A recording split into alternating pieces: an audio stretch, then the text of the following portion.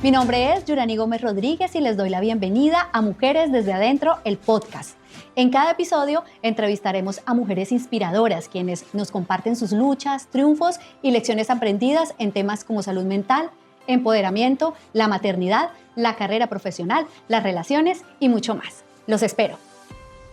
De nuevo en nuestro podcast de Mujeres desde Adentro y hoy con una invitada muy especial que creo que llevo muchos años queriéndote hacer esta entrevista porque significó mucho para mí en mi formación del colegio, porque ahora mis hijas hacen parte también de esa institución educativa y bueno, hoy por fin la tengo aquí sentada a mi lado. Espero que las liceístas se dediquen el tiempo para escuchar esta entrevista que tengo el día de hoy. Les estoy hablando de la rectora por más de 24 años del Liceo Nacional, desde 1979 hasta el 2002. Se trata de la normalista, licenciada, magíster en Administración y Planeamiento Educativo e Investigación y Docencia Universitaria, la señora Carmen Elisa Manrique, a quien le agradezco inmensamente que nos haya acompañado hoy en Mujeres desde Adentro, el podcast. Bienvenida.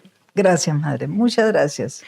Creo que a liceístas de estos 24 años es de grato agrado encontrárnosla en la calle, saludarla, recordar años atrás cuando la escuchábamos pasar por los pasillos con sus llaves en la mano. Eso lo tengo muy marcado aquí en mi cabeza, con su andar tranquilo, una mujer muy bien, o sea, la recuerdo así, como una mujer grande, muy respetuosa de todas, pero que tenía en sus hombros la responsabilidad de muchísimas estudiantes para que resultáramos ser unas buenas mujeres. Y es que la liceísta se conoce donde vaya. Eso nunca lo voy a olvidar. Y siempre nos lo decían los profesores, ustedes, el cuerpo, la señora Dilia, la parte disciplinaria. Es que la liceísta siempre se conoce donde vaya, porque tiene un sello muy particular.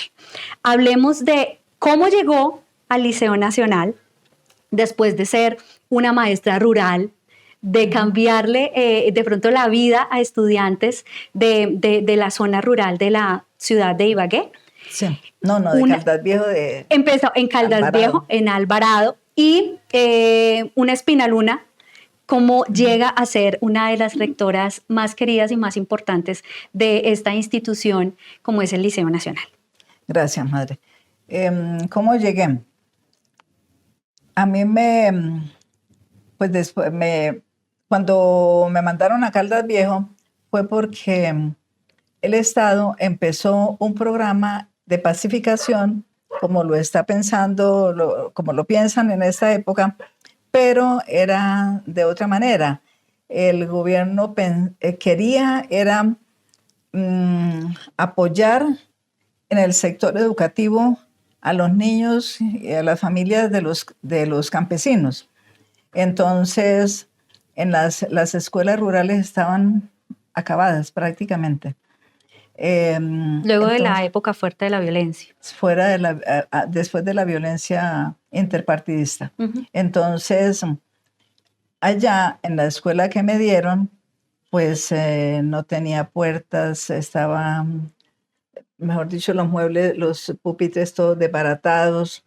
El monte, ahí en el piso del salón, porque era un saloncito grandecito, lo importante que había ahí en la escuela, entonces estaba todo agrietado.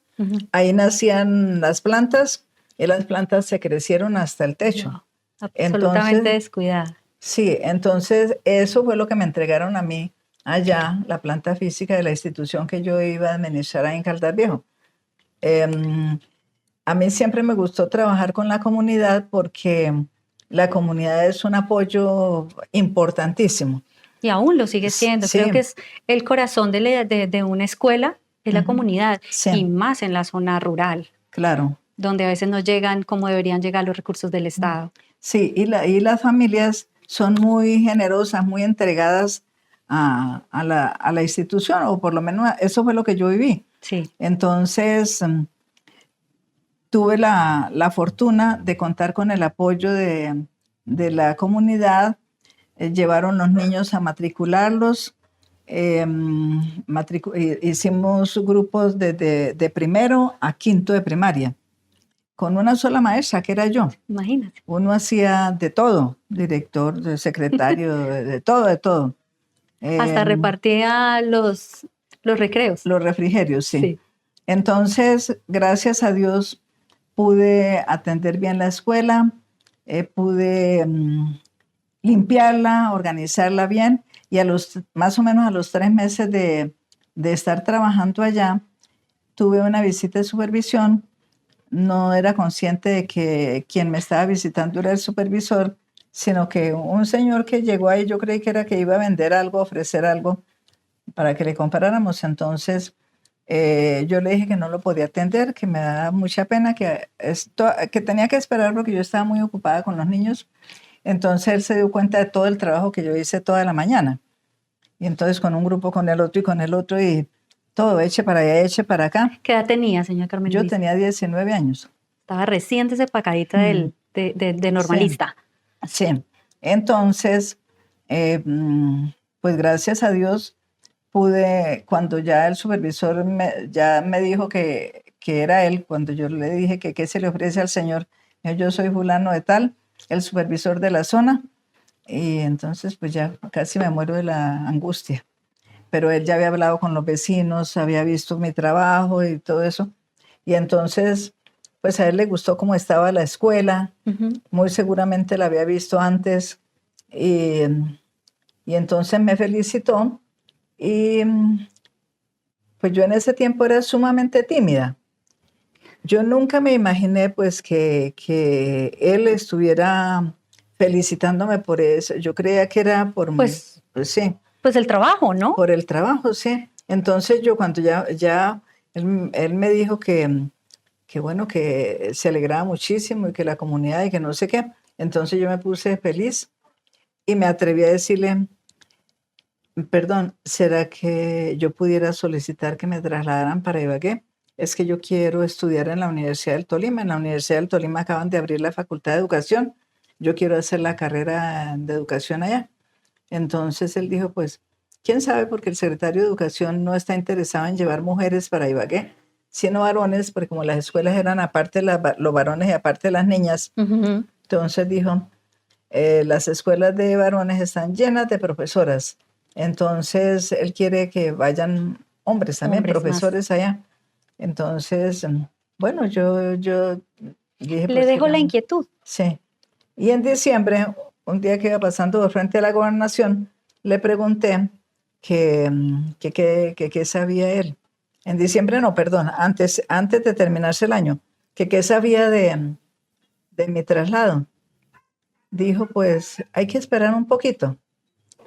Si le sale, pues le saldrá en enero. Bueno, traslado de Caldas Viejo.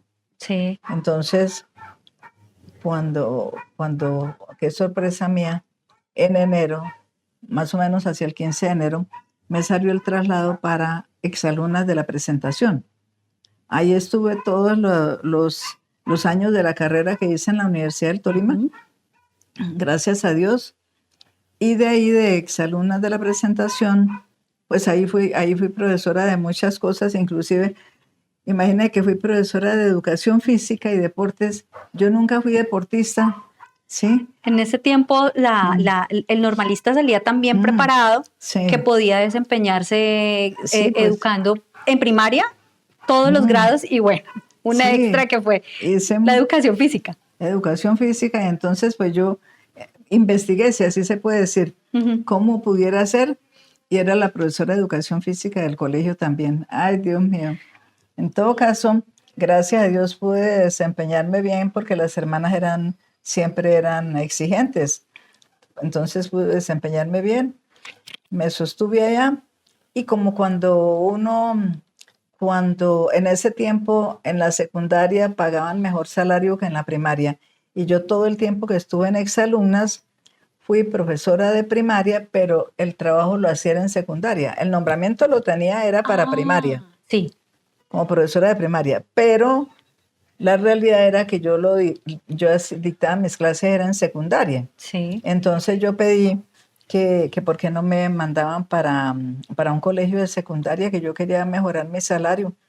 Entonces me mandaron para el Nacional Femenino de Honda.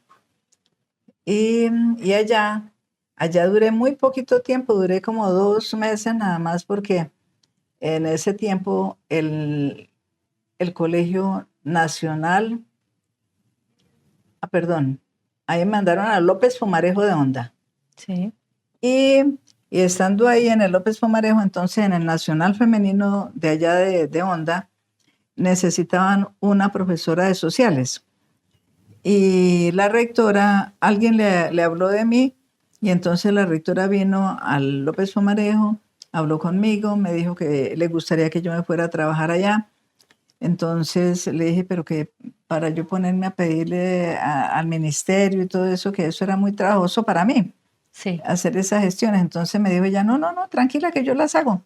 Yo consigo el nombramiento. Listo. Y así fue. Entonces así fue como me nombraron en el Nacional Femenino, de Honda. Y estando allá fue que me informé del posgrado en Administración y Planeamiento Educativo de la Universidad del Valle.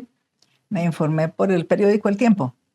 Entonces allá me dijeron, yo llamé a la universidad y pregunté, pues, porque fue un programa que preparó el ministerio y la universidad, entre las dos instituciones, para capacitar a los funcionarios de los ministerios de educación de América Latina. Y yo compitiendo con eso, me parecía pues como mucha, claro, de muy alto rango. Estamos hablando de América Latina. Pero yo, y de hecho que ahí en el programa hubo gente de todos los países de América Latina. Entonces, pues a mí me citaron, yo hice la solicitud, me citaron a la entrevista, fue una entrevista con 10 funcionarios de allá, el director del programa y 9 personas más. Y pues yo dudaba mucho de que me fueran a recibir, y para mí fue una sorpresa haber recibido a los pocos días un marconigrama que decía que había sido aceptada. Entonces, ¿cómo mezcló estudiar y trabajar o solamente? No, entonces como me aceptaron, entonces renuncié en el Nacional Femenino, en Honda. Ya. Yo renuncié allá para poderme ir a Cali a estudiar, y a mí fue el ICETES el que me hizo el crédito para yo pagar la universidad, y renuncié.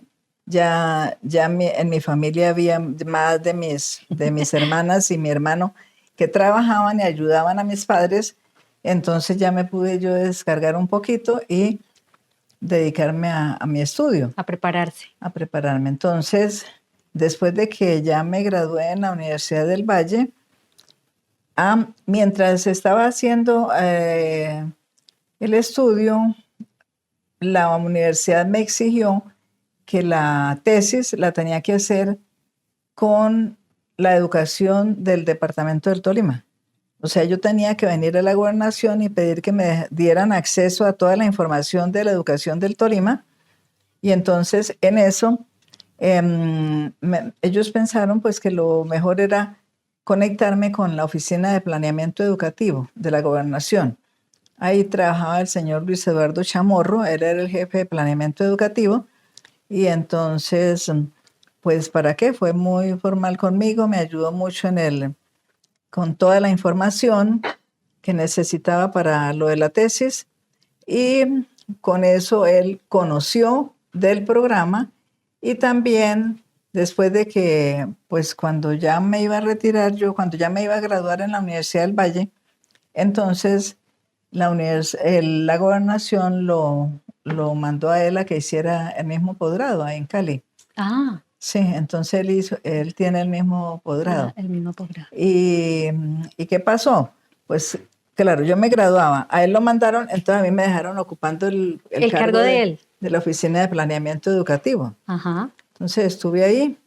Estando ahí en planeamiento, Sí. una noche unos profesores del Colegio Germán Pardo García se tomaron la Secretaría de Educación. Estaba el secretario de Educación ahí y entonces y yo estaba en la oficina pues porque tenía mucho trabajo, eran las 7 de la noche y yo estaba ahí. Entonces fue una secretaria y me dijo que el secretario de Educación me necesitaba. Entonces yo dije, ¿a mí para qué a esta hora? Estoy ocupada. Entonces digo, es que él necesita que usted vaya. Entonces me fui a la secretaría y pues para mí fue una sorpresa y estaba eso lleno de maestros, todos los maestros del Germán Pardo García. Y entonces yo no sabía que había ese problema y él les dijo, bueno, entonces ustedes, ¿será que podrán aceptar como rectora del colegio? Porque que ellos estaban pidiendo cambio de rector. ¿Será que pueden aceptar aquí a la doctora Carmen Elisa Manrique y no sé qué, y sé cuándo van? Le dijo los títulos y todo. Y entonces ellos, listo, que ya, que eso. Entonces la lanzó al ruedo. Me lanzó al ruedo y quedé en el Germán Pardo García. Y a resolver el problema. Pero hartos problemas que habían. El primero que se me presentó fue que como a los 15 días de yo haber llegado al colegio, se murió la secretaria habilitada que tenía el colegio. Wow. Imagínense. La mano derecha de los rectores. La mano derecha, sí. Entonces, bueno, ahí estuve hasta cuando terminé el año. O sea, yo había llegado como en agosto, septiembre, y terminé el año ahí. Ahí abrí el cuarto de bachillerato. Había hasta tercero de bachillerato, abrí el cuarto y abrí el 10º y 11. Y entonces algo se hizo. Se cumplió con la tarea. Se cumplió con la tarea. Y pues ya estando allá, fueron unos supervisores a decirme que la rectora del Liceo Nacional era de Bogotá, que ella estaba pidiendo traslado y que parecía que la iban a trasladar y que ellos pensaban que quien debía de reemplazarla era yo. Uh-huh. Entonces, pues yo no había pensado en eso, yo nunca había claro, pensado estaba en ahí eso. empezando un proceso de rectoría en el Germán Pardo. ¿Sabía algo del liceo? No, nunca me ha preocupado. Pues yo soy egresada de la normal, que era el liceo antes, pero yo nunca había pensado en eso. Entonces ellos dijeron que les gustaría, que ellos pensaban que yo reunía todos los requisitos y listo, entonces que se aceptaba.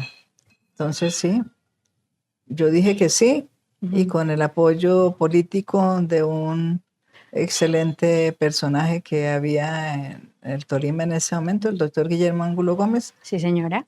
Y entonces arrancó la era Carmen Elisa Manrique en el Liceo Nacional. Usted llegó y ¿qué encontró? Primero, pues de las cosas que uno más recuerda, ¿el uniforme era el azulito?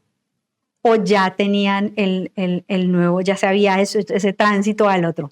No, nosotros al año siguiente entonces ya estrenamos uniforme. Una de las cosas que recuerdo con cariño es que le puse mucho énfasis al aprendizaje de los himnos, el himno nacional, el bunde tolimense. Entonces, digamos que era un requisito de toda estudiante del Liceo Nacional. Todavía es. Conocer los himnos, sí. Entonces, porque en ese tiempo, sí, le trabajaban a la música, pero no era obligación que se supiera en el himno nacional y el bunde. Entonces, pero nosotros sí. Y organizamos la tuna, organizamos la tuna, el grupo Mensaje para la música religiosa. Sí. También música folclórica. Correcto, sí. Y organicé también al poco tiempo el club de jardinería con las madres de familia. Sí. Entonces, pues las madres de familia se preocupaban por todos los jardines del colegio. Organicé también... Un colegio grande. ¿Cuántos estudiantes recibió en el momento en el 79 cuando llegó? Yo no, No verdad que recuerdo. no recuerdo cuántos, sí. ¿Con cuántas terminó en el 2002? Porque no, ya cuando terminé, como teníamos la jornada nocturna, Sí, entonces ya eran alrededor de 4.000. sí, señora. Mm, Solo secundaria. mm. Todavía no había llegado como Todavía. ahora que están, Sí, ya estaba la anexa aparte. sí. O sea, estábamos dentro del el mismo lugar, Ujú, habitábamos el mismo espacio, sí. pero sí la secundaria La secundaria aparte, sí. era aparte. Mm. Bueno, el club de jardinería. El club de jardinería. El club deportivo. Sí, ¿Se acuerda que estaba el club sí, deportivo? sí. Y tanto sirvió el club deportivo al colegio, ese grupo de padres de familia, que el Liceo Nacional fue gran campeón femenino todos esos años.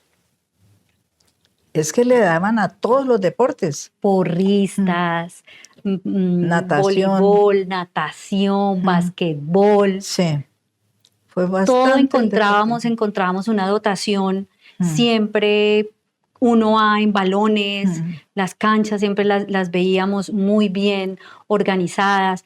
Uno de los pocos colegios oficiales que tenía piscina también.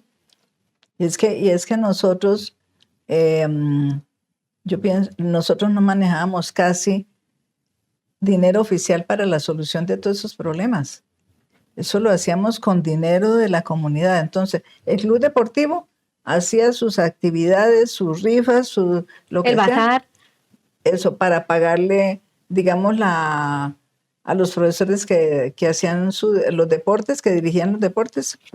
Entonces se les pagaba con plata del club. Del club deportivo. Lo mismo de las otras, por ejemplo, el club de jardinería, todo eso fue con trabajo de la comunidad. ¿Cómo fue llegar y encontrar el cuerpo de docentes y articularlo a sus ideas, a sus deseos de pronto quizá un cambio? Una transición como este tipo de cosas, de aprendizajes distintos, de abrirse a la cultura, de abrirse a la parte artística de pronto de las estudiantes, que seguramente contribuyó muchísimo también como a ocupar otros espacios que esa generación reclamaba. Sí. ¿Qué tal esos docentes con los que se encontró? Bueno, pues no sé, yo pienso que desde el principio la verdad es que eso me lo reveló, me lo iluminó la divina providencia, que la gente ofrecía más, ponía más voluntad a su trabajo si se le trataba bien. No, eso sí es. O sea, si a una persona yo le digo, no, es que usted es muy eficiente, no, pues es que usted, mejor dicho, es lo mejor que hemos podido tener, que usted no sé qué.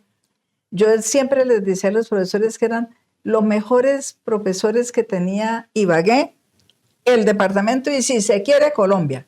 Siempre les decía... Los motivaba. Sí, los motivaba. Siempre les decía que eran los mejores. Y como eran los mejores, pues obraban como los mejores. Y es lo que pasa con los niños y con los jóvenes. Esto para que los padres de familia de verdad que lo piensen. Que es, si yo a un niño o a un joven le digo que es un mugre, es un degenerado, es un alcohólico, es un ladrón, con todas esas palabras, lo único que estoy haciendo es dañando a ese niño o a esa niña. Pero si yo les estoy despertando el optimismo, eso va a servir muchísimo. Haciendo honor a esos pensamientos y esa gana de que las estudiantes fuéramos distintas, como que tuviéramos un sello particular, de hecho lo tenemos, es que usted de alguna manera empezó a meter cosas en el colegio, porque lo recuerdo mucho, con mucho cariño, y es que fue una generación de transición, fue una generación, la del 90, en donde el pensamiento era distinto, era un poco más disruptivo, entre comillas grosero, en comparación a lo que se vive ahora, y queríamos otras cosas. Había un deseo de ser, pero como que siento que hicieron una buena lectura de eso, porque empezaron a entrar al colegio acciones que permitían que las estudiantes también pudieran ser, en donde podíamos expresar lo que pensábamos desde el respeto, porque nos permitían hacerlo, en donde las estudiantes podían levantar la mano y decir, quiero esto, nos gustaría esto, y éramos escuchadas. No era el profesor allá pronto inalcanzable con el que no se podía hablar, sino que era un poco más cercano, pero donde sí había un gran respeto. Uno de los ejemplos que recuerdo y que sé que para el colegio, para el cuerpo docente debió haber sido un impacto muy fuerte, y es el momento de la llegada de estudiantes que quedaban en embarazo. Como éramos un colegio de niñas, pues era muy fuerte. Pero, por ejemplo, yo nunca vi rechazo de parte de los docentes. Si era decisión del estudiante irse a la jornada nocturna, era decisión del estudiante. Les permitieron terminar su bachillerato. No era fácil seguramente para ellas quedarse, porque pues era un momento difícil. Y se abrió también una guardería en las horas nocturnas, muchas hicimos nuestro servicio social ahí, en donde les facilitaban a esas niñas, esas jóvenes, tener la oportunidad de terminar su bachiller, que ya de por sí era un gran logro, teniendo a sus hijos ahí. Esos espacios fue difícil encontrar respuesta en el gobierno departamental o nacional, porque era un choque fuerte. Pues digamos que eso no se hizo con el trabajo del gobierno, si así se puede decir. ¿Sí? Se hizo con trabajo de la comunidad. Porque cuando yo recuerdo que una vez que había una niña en embarazo, a mí no me gustaba que entonces ellas empezaban a esconder su embarazo, y esta niña recuerdo, esa niña estaba bien embarazadita, ya tenía como 8 meses, por lo menos cuando se iba a graduar. Sí. Entonces a mí me pareció que sería muy bonito que ella se graduara con un traje de maternidad y que la foto del grado fuera con su vestido de maternidad. Entonces yo la llamé y le dije que me gustaría que no se graduara con el uniforme, sino que se estrenara ese día un vestido de maternidad. Que ella, le dije, madre, cuando su niña esté más grandecita y que usted le pueda decir, mire, aquí yo estaba embarazada, este fue el día de mi grado y no sé qué. Pues ella fue y le contó a los papás y eso me lo volvieron problema. Me demandaron ante una inspección de policía. Y allá me citaron a las 7 de la noche me citaron allá a esa inspección, y eso estaba lleno, casi todas las que ven ahí eran mujeres, todas las que estaban, pues gente que demandaba a los maridos, sí. A los papás de los niños que no les daban para comer y no estaban interesados en ayudarlas. Entonces, cantidad de mujeres. Y a mí pues me citaron a eso, y el inspector pues me dijo, y yo le dije, pero es que yo no estoy pensando en humillarla y en hacerla sentir mal. Yo quiero que ella se sienta orgullosa de su hijito y quiero que tenga una foto del día del grado con su hijito. Pues él dijo que no, porque ella estaba muy dolida con eso, que ella se sentía atropellada, que ella no sé qué dice cuándo. En todo caso, que a mí me sancionaban, yo no me acuerdo si no hacía qué cosa, yo no me acuerdo. En todo caso, ahí me amenazó esa noche y bueno, ya al fin no me sancionaron, pero ella se graduó. ¿Cómo quiso? ¿O con el uniforme? No, con el uniforme. ¿Qué uniforme ya teníamos ahí? Yo no recuerdo qué uniforme. ¿Cómo manejaban las críticas tan difíciles que vivimos las estudiantes cuando nos pusieron la falda del frente adelante de cuadritos, la blusa blanca y encima el chalequito rojo? Que sabíamos cómo era que nos decían afuera, cómo manejaban ustedes las críticas, que sabían que venían de afuera, y quiénes toman las decisiones o quiénes tomaban las decisiones en ese momento de adoptar un uniforme de esta forma o de otro. Sí, pues la verdad me da pena, pero hay mucha cosa de las que hicimos que a mí se me ha olvidado. No, pues normal. Sí, Son se me ha muchas olvidado. cosas. Solamente digo, pues eso se trabajaba utilizando oficialmente los equipos que el colegio tenía. Digamos que el consejo directivo, sí, los grupos que habían de trabajo. Sí. Entonces con ellos era que se coordinaba y se tomaban las decisiones. Y así nos fueron cambiando Sí. los uniformes. Yo me acuerdo que todavía a nosotros nos tocó el vestido blanco con tenis blancos, el que era el vestido, el buzo y la pantaloneta debajo, luego la falda.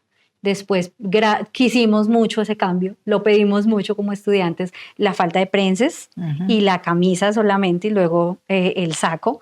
Algo más sencillo, porque para fue muy duro para nosotras las estudiantes ese primer uniforme. ¿Cómo se vive el día a día en una institución tan grande con tantos estudiantes y que sin duda se presentan 1000 problemas? La que no va a clase, la que se vuela, la que consume adentro, la que toma adentro o que tomó en su momento, los comportamientos, de pronto hacia los docentes. Nosotros siempre vimos que todavía se conservaba mucho el respeto. La señora Dilia, que era quien manejaba la disciplina en el colegio, lo hacía, pues trataba, es que es complejo, si ahora son muchos, pues en ese momento, pues igual. ¿Cómo manejaban tanta gente, tantas niñas, tantos criterios, los papás, la gente de afuera, las críticas? ¿Cómo hacían? Mire, bueno, en ese tiempo estaba en la mañana la señora Dilia. Sí. En la tarde la señorita Esther Julia Aguirre. Sí. Y en la noche el señor José Conrado Gómez, que en paz descanse. Entonces, pues, digamos, había una política única para el colegio en general, pero se era, digamos, un poco comprensivo frente a determinadas situaciones. Entonces, por ejemplo, yo recuerdo que le decía a las niñas, usted tiene que respetar tanto al profesor como a su compañera, como a todo el mundo tiene que respetarlo. Y al profesor, si usted hace tal cosa, eso es irrespeto. Y a su compañera también tal cosa, bueno, se les explicaba y la gente entendía. Si así se puede decir. Sí. Había cosas en donde yo actuaba de manera estricta, como fue en una ocasión que me disgustó que encontraba uno mucho las niñas con el uniforme en la calle y con el novio. Ajá. Por ahí arrinconadas y besándose y todo, y con el uniforme. Entonces me chocaba eso. Yo me daba cuenta porque yo iba manejando. Sí. Y veía ahí. Y entonces un día me orillé y le pité. Venga. Entonces se acercó. Le dije yo, ¿su mamá sabe que usted tiene un novio? Yo, ay, ¿novio? Le dije, sí, señora. Sí. ¿Ella sabe? Le dije, hagan un favor. Y se sube, me voy a llevarla a su casa. Entonces la subí al carro. Y me fui para la casa de ¿Dónde ella. vive? Sí, que vivía como en la Francia. Entonces le dije, bájese y pregunte por su mamá y la trae. Entonces sí, vino la señora. Le dije, usted es la mamá de... Dijo, sí, yo soy la mamá de fulana, ¿no? Le dije, ¿usted sabe si la niña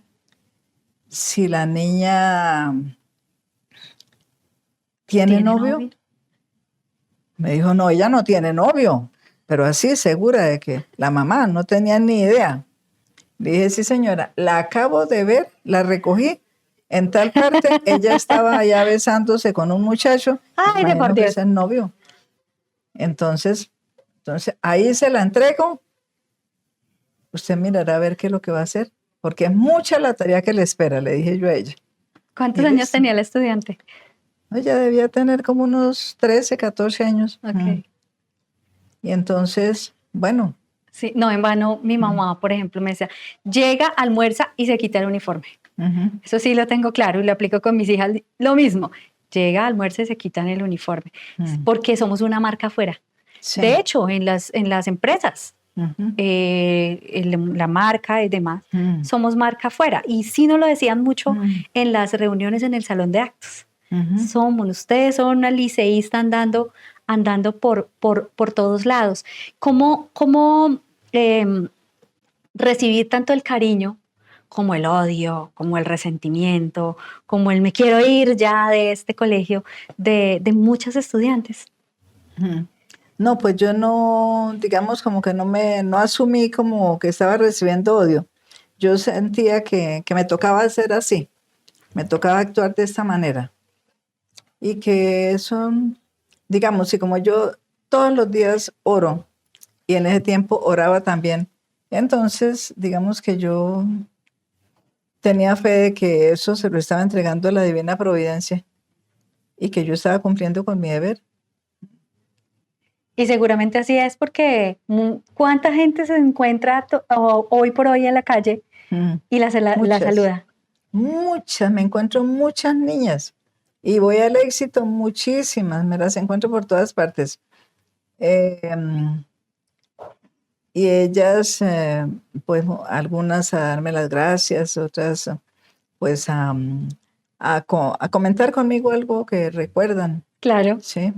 Y entonces, pero digamos que fue bonito. Finalmente yo digo que fue bonito. Sí, y gracias a Dios que se pudieron hacer las cosas porque era mucha gente. Usted ahora rato preguntó que cómo hacía con tanto problema, pero digamos que unos problemas en un momento, otros problemas en otro, así. ¿Todos juntos tampoco? Sí, ¿o todos juntos sí? ¿O hubo un momento en que todos juntos? No, pues no recuerdo que hubiera sido así, pero sí, no. Por ejemplo, yo me acuerdo que un día yo fui a la gobernación y quería hablar con el secretario de Educación, hacerle una pregunta. Entonces, cuando él me vio, así me dijo, ay, ahí está doña Carmen Elisa. Doña Carmen Elisa, siga, siga, siga. Y me hizo sentar. Entonces me dijo, ¿qué es ese milagro? Yo de verdad que no entiendo usted cómo hace para manejar el colegio. Si usted casi nunca viene por aquí. Usted casi nunca viene por aquí. Y de aquí no salen los rectores, me decía. De aquí no salen los rectores, aquí lo pasan. Sí. Sí, buscando que nosotros le solucionemos todo. Y usted soluciona ya. Y la verdad es que sí. Yo solucionaba con los padres de familia, con los docentes, solucionaba con las deportistas, con lo que fuera, dependiendo de quien estuviera en el problema, íbamos solucionando. Y hoy me encuentro con las niñas en la calle, y para qué, muy queridas, muy, muy cariñosas, y yo digo, a muchas no las recuerdo, a muchas pues no claro, las recuerdo. Sí, es que es muy difícil. Pero sin embargo, seguramente, se lo puedo asegurar que todas sí la tenemos absolutamente presente. Eso sí, una sola rectora, eso sí, creo que por 24 años esas generaciones nunca lo vamos a olvidar, es que son 6 años. Es una segunda casa, como se lo dicen a uno, y es que es la realidad. La escuela, el colegio es el segundo hogar. Entonces, es donde uno conoce sus mejores amigas. Hoy por hoy, mis mejores amigas todavía las conservo de esos años. Los mejores recuerdos los conservo de esos años. O sea, se prueba indudablemente que la mejor época que vivimos, en donde no nos tenemos que preocupar por nada más que por estudiar, es en la etapa del colegio. Entonces es disfrutar y estudiar. Y sí que disfrutamos algunos, muchos. ¿Cómo deciden permitir la entrada de, ejemplo, las megafiestas a ese salón de actos tan grande y tan importante para las actividades de la institución, convertirla en un lugar también de baile, de risas, de entretenimiento, en una época de transición? ¿Cómo fue esa decisión? ¿Cómo la empezaron a manejar la logística de la entrada de todos esos equipos técnicos y que uno como estudiante lo esperaba, por ejemplo, el día del estudiante, no esperaba esa mega fiesta, la última de pronto del año, la salida de 11, que cada vez se iba más, ya ahorita es un poco más que moda, es algo, ya lo tienen más como institucionalizado las fiestas, pero para nosotros fue una época de novedad. Sí. No, pero digamos que se utilizó como estímulo para los estudiantes, o sea, los que asistían a tal fiesta, a tal cosa, era como un estímulo para un grupo de personas que estaba haciendo tal cosa en el colegio. Entonces, así, utilizándolo como algo muy positivo, pues era útil. Sí, claro. Nos sacaba mucho de muchas situaciones que viven las estudiantes, señora Carmen Elisa, y es que seguramente ustedes manejaron mucho, porque así como es el segundo hogar, también es un lugar de escape para muchas. Es un lugar diferente a casa donde quizás estaban encerradas, solas. El colegio era un lugar seguro y lo es para muchos todavía. En el liceo también, bajo su rectoría, tenía ese apoyo para las estudiantes que presentaban inconvenientes, problemas con sus padres. ¿También lo institucionalizó usted? Sí, tenían, pues los padres de familia, como le digo, ellos colaboraban mucho. La Asociación de Padres de Familia colaboraba mucho para apoyar, digamos, tal situación, tal problema. Entonces, claro, es muy diferente un problema visto por uno de maestro solo que visto con una madre de familia o un padre de familia que quiere, uno sabe que quiere el bien para el niño o el joven y el bien para la institución. Entonces, uno ahí mide fuerzas y generalmente cuando los jóvenes se dan cuenta que uno quiere servirles, quiere sacarlos adelante, quiere ayudarlos, es mucho lo que se sirve. En este momento estoy por allá apoyando a un grupo de jóvenes que todos han sido de la calle, drogadictos, marihuaneros y consumidores. Y usted va ahora y los ve. No, se ven bien. Y ya el menor tiene 17 años. El mayor es un señor de 57 años. Pero todos han sido de la calle. Entonces, y verlos en este momento ya, cada uno preocupado por sí mismo. Pero entonces estamos usando lo mismo que yo usaba con los profesores. Son los mejores. Y es que ustedes son los mejores, ¿sí? Y entonces, y a la gente le gusta que los reconozcan. Sí, y que lo traten bien y los motiven. Sí.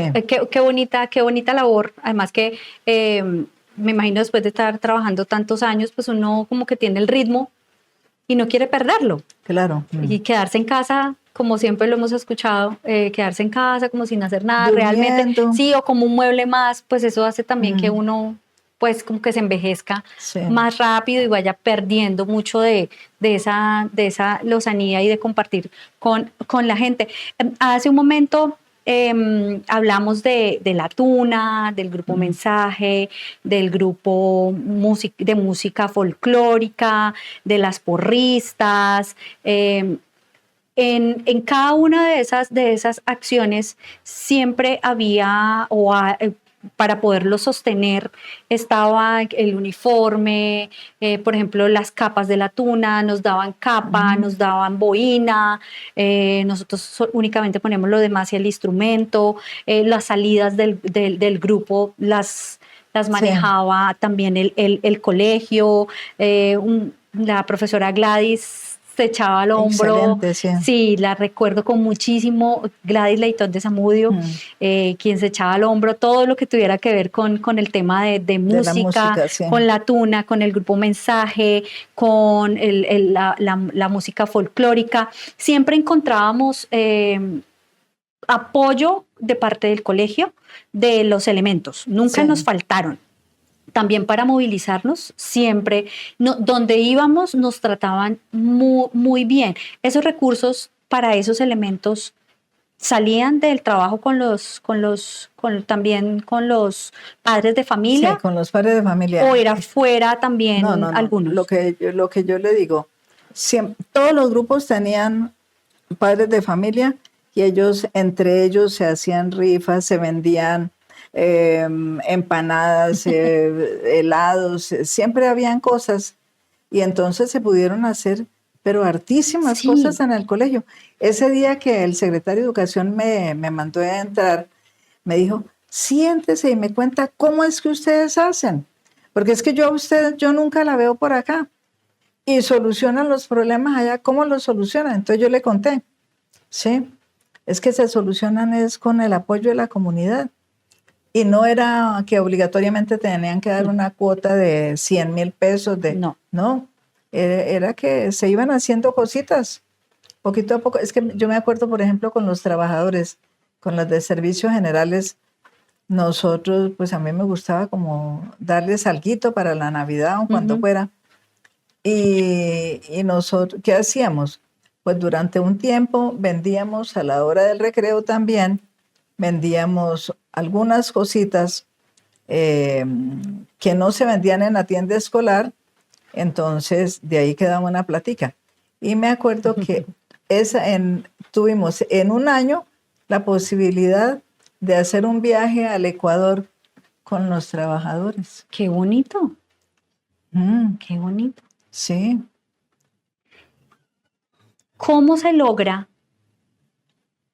que los papás, que el estudiantado, porque seguro que todos están involucrados ahí, crean en la institución, aporten sin estar pensando, no, eso no es para eso, o bueno, no sé, la queja constante? ¿Cómo logró usted que esos papás aportaran lo que se podía, incluso muy seguramente algunos más, para lo que necesitaba el colegio? Sí.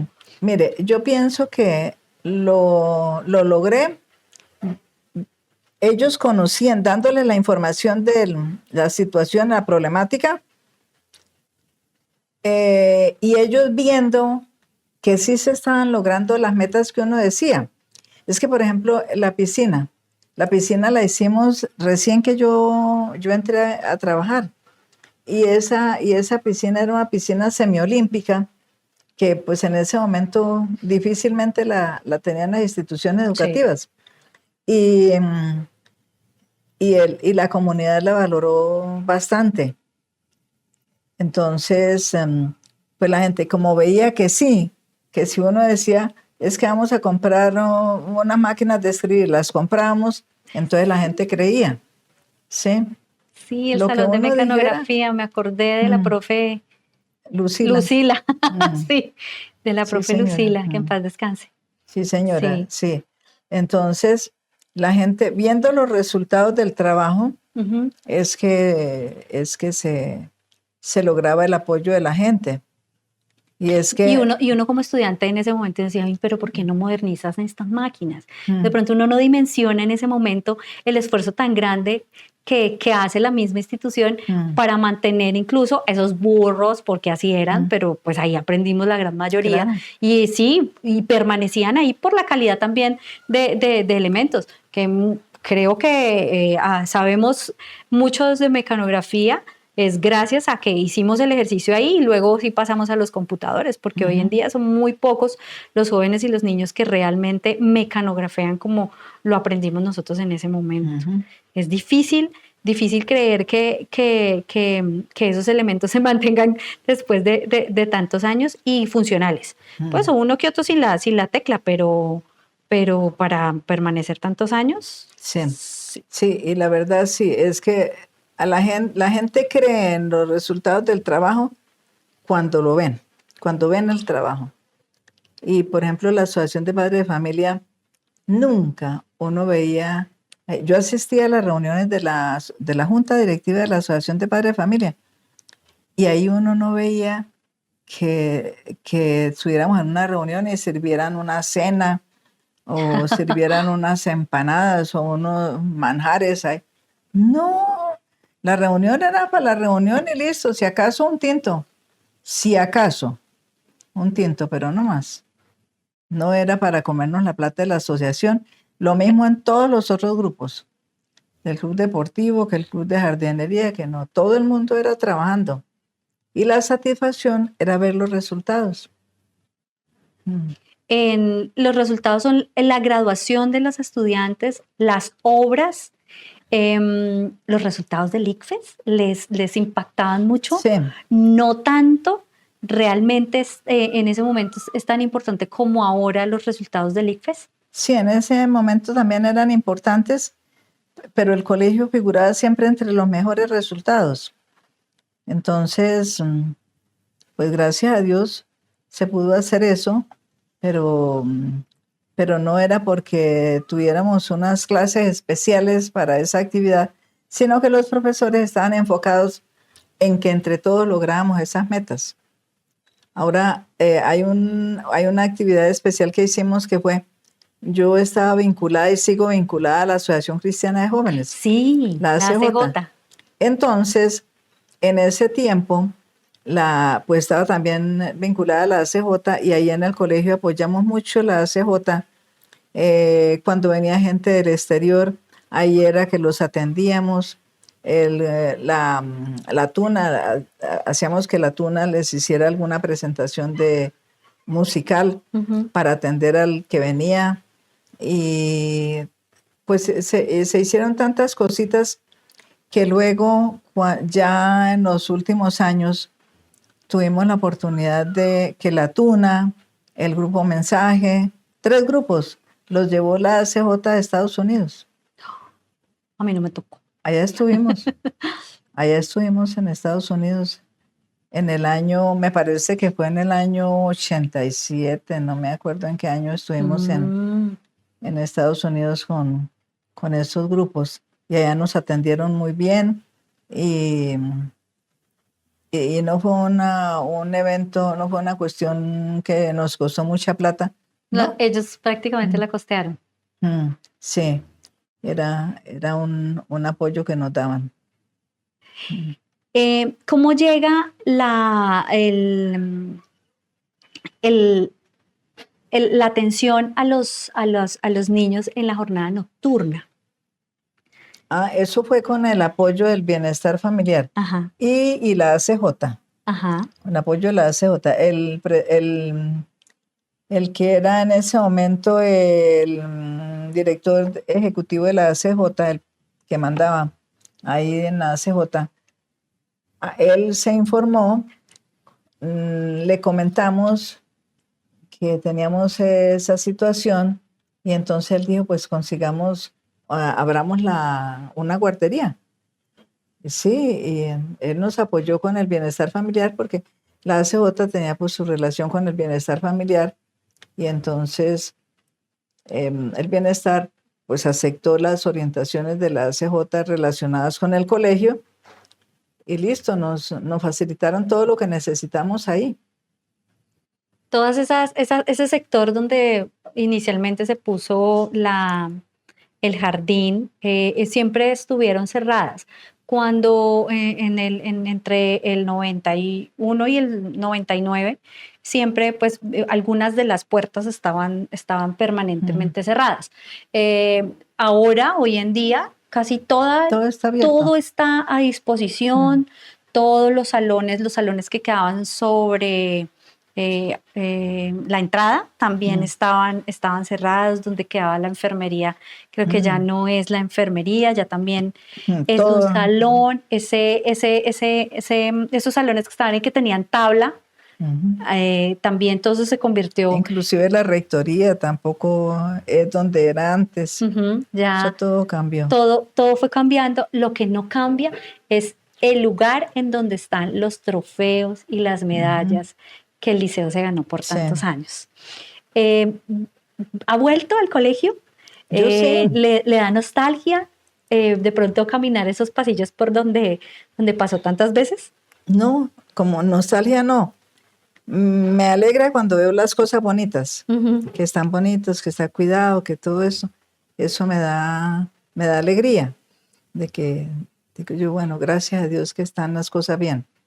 Yo he ido, inclusive hace poquito estuvimos, hace como 15 días, fue el encuentro de las señoras del Club de Jardinería allá, porque como murió el doctor Manuel Lagos, esposo de doña Alda de Lagos, que fue la presidenta del Club de Jardinería todos los años que yo estuve, a los 24 años. Entonces murió él y el hijo, que también es arquitecto, entonces él propuso que por qué no hacíamos un encuentro de las señoras del Club de Jardinería para que se vieran, para que pudieran compartir. Y sí, lo hicimos. Y le pregunté a doña Inés, la rectora, fui a hablar con ella y ella me dijo, no hay ningún problema. Aquí las puertas están abiertas para ustedes. Y entonces hicimos el encuentro. Bonito estuvo. Pero ya las señoras, imagínense, casi todas están entre 85 y 90 años. Pasan los años sí. Indudablemente.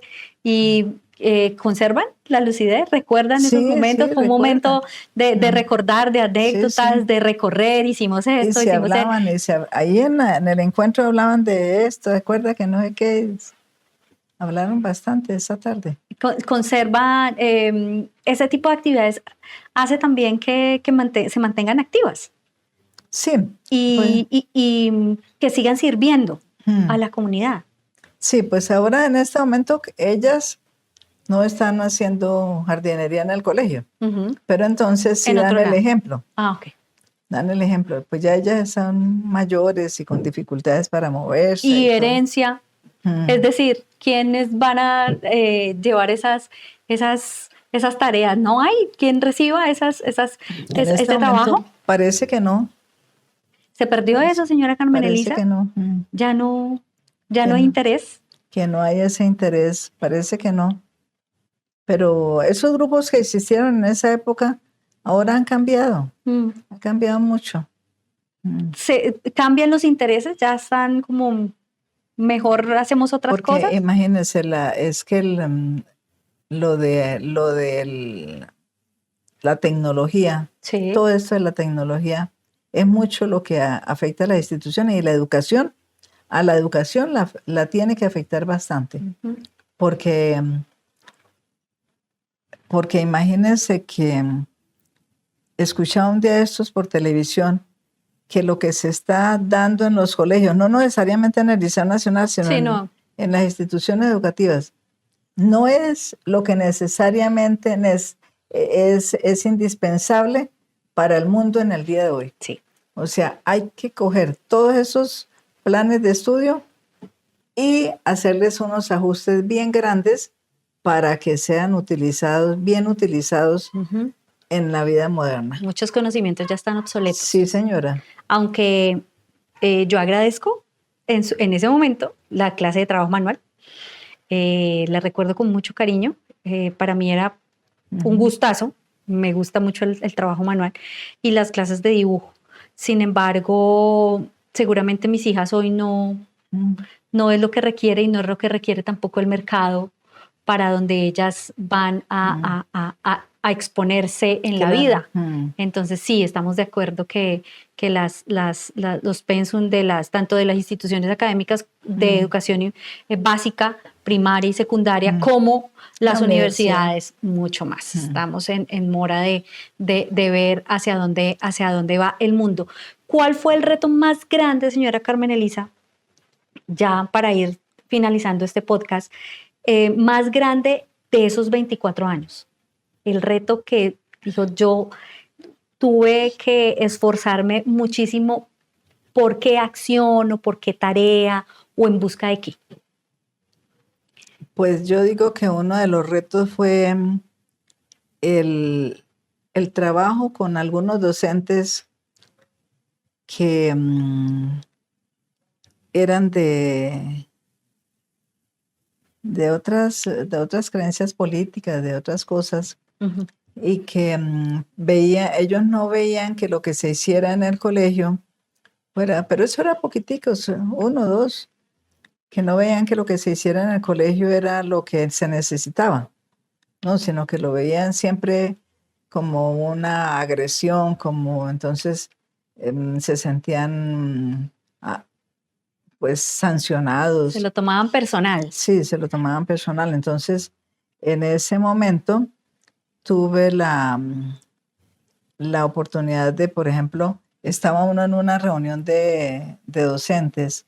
Después de que uno ha hecho toda la reunión, les ha explicado que lo que necesitamos hacer de ahora en adelante es tal cosa, y entonces pues espero que hagamos esto y entonces yo recuerdo que hubo un docente en una ocasión que después de que yo di toda la explicación, él se paró y dijo, bueno, compañeros, ustedes ya escucharon aquí la señora rectora, ¿sí?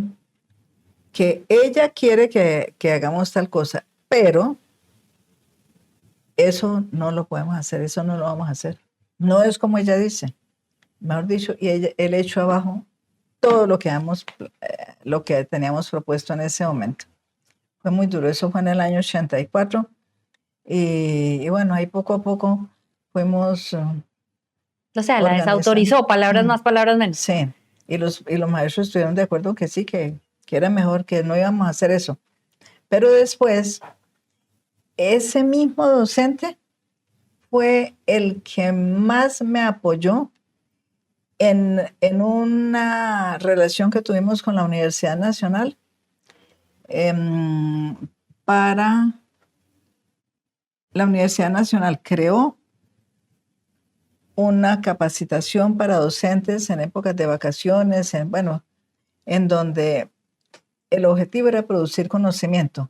Entonces producían conocimiento los de español, los de sociales, los de educación física, los de matemáticas, los de todas las áreas producían conocimiento junto, o sea, los profesores del liceo junto con los de otras instituciones educativas del país, porque no a todos los colegios los escogieron para ese programa. Esos colegios los escogió la Universidad Nacional y de aquí del Tolima, pues estuvimos nosotros, había un colegio del Líbano y no me acuerdo quién es más. El hecho es que a nosotros nos tocaba ir a Bogotá y nadie nos pagaba el transporte, por decir algo. Uh-huh. Lo tenía que asumir el docente. Entonces, él se ideó la forma de hacer que los profesores se interesaran por ese programa. Y nos interesamos y estuvimos todo el tiempo con la universidad en ese programa. Finalmente se resultaron jalando para el mismo lado. Claro, y con muy buena relación, Hoy día nosotros nos encontramos en un equívoco partidario. Terminaron ya siendo amigos, jalando para el mismo lado. Oye, señora Carmen Elisa, ¿el himno del colegio cuando usted llegó ya estaba? Sí. ¿Siempre ha sido el mismo? Siempre ha sido el mismo, sí, señora. Lo aprendimos con mucho amor y seguramente las estudiantes, por más que estemos ya adultas y desarrollando cualquier actividad, se acordarán nos acordamos y yo creo que hasta se nos agua el ojo, porque nos hace recordar esos momentos tan importantes que vivimos en nuestro proceso académico del bachillerato, que es uno de los recuerdos más bellos que podamos tener en la vida. Señora Carmen Elisa, pues nada, muchísimas gracias, que para mí fue un gusto haber conversado con usted, haber recordado bellos momentos, a docentes tan importantes para la formación de muchas estudiantes. Sé que seguramente ve liceístas figurando en muchas partes, sí. Y es sentir orgullosa que de alguna manera aportó, y espero que en lo que le resta de vida siga imprimiendo ese deseo porque seamos cada vez mejores seres humanos, que no se nos olvide, eso. ¿Qué hace ahora la señora Carmen Elisa? ¿A qué se dedica ya en el disfrute de su pensión? Sí, mire, me dedico, bueno, fuera de atender mi hogar, y tengo nieta. Tengo nieta, entonces la nieta siempre me quita un poquito de tiempo. Pero feliz. Uy, yo soy feliz con ella es tan linda. Y es un capítulo muy bonito, se me está extendiendo podcast un poquito, es porque la señora Carmen Elisa adoptó 2 hijos. Sí, señora. Y lo hablábamos aquí antes de empezar el podcast, y es que no es fácil, y para mí tiene un reconocimiento mucho mayor una persona que decide adoptar, porque es tener un doble esfuerzo. A tus hijos biológicos tú los quieres, son tuyos, pero querer a otros reviste de mayor, claro. de un amor mayor. Sí. Y hoy disfruta de una nieta, claro. Maravilloso. Sus hijos están aquí en la ciudad, siempre lo han estado acompañando. Sí, ellos, en este momento, él es ingeniero industrial, trabaja en Bogotá, y ella tiene formación en música, inclusive su especialización en música también, y trabaja aquí en un colegio de aquí de Ibagué, del municipio.